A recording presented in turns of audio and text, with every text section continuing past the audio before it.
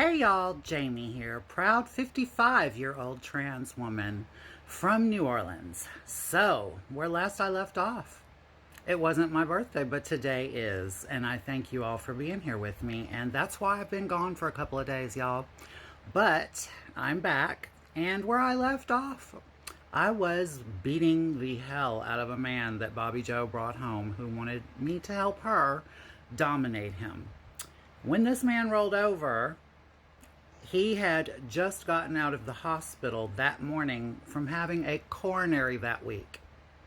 Now, he still had the glue from the suction cut marks on his chest and everything. And I was like, how could you not tell us something like that? Like, I could have killed you, you know? And the man was like, well, I was having fun. No, dumbass, that's probably how you ended up in the hospital with a heart attack in the first place.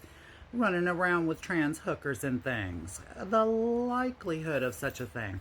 Anyway, so I was still seeing Walker at this time, and things were hot and heavy between he and I. It's warm here today, excuse me.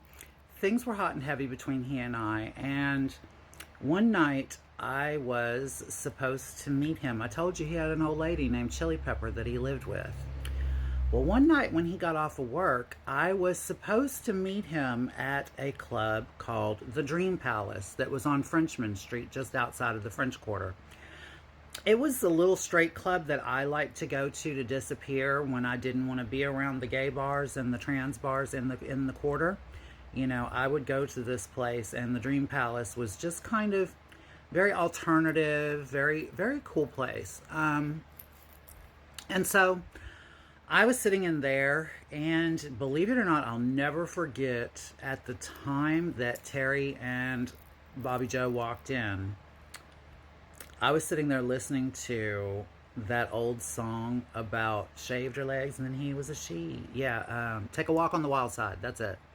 I was listening to Take a Walk on the Wild Side, and they walked in and they said, Jamie, we have to tell you something.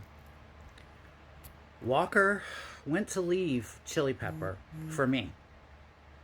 Told her that he was leaving her because he had fallen for me. And she stabbed him. She stabbed him in the side of his chest with a butcher knife. And it collapsed his lung. And they rushed him to the hospital.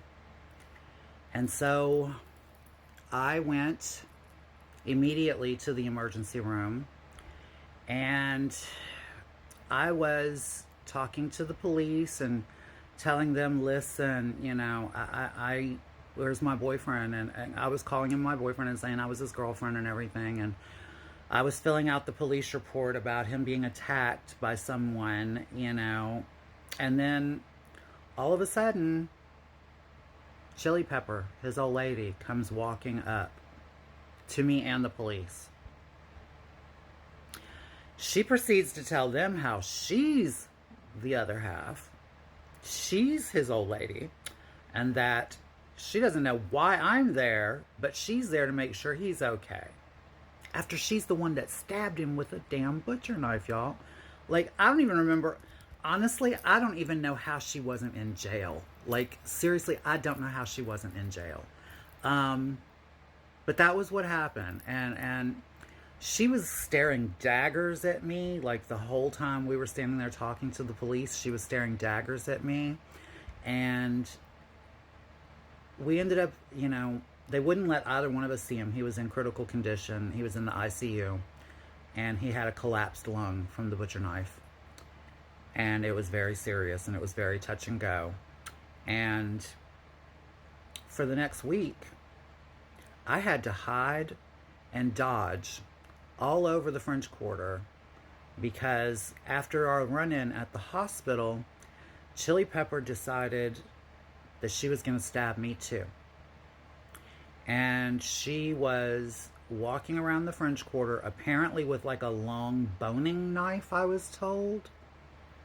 And she had it tucked into the back of her skirt. She was like 6 foot tall. I'm 5'6".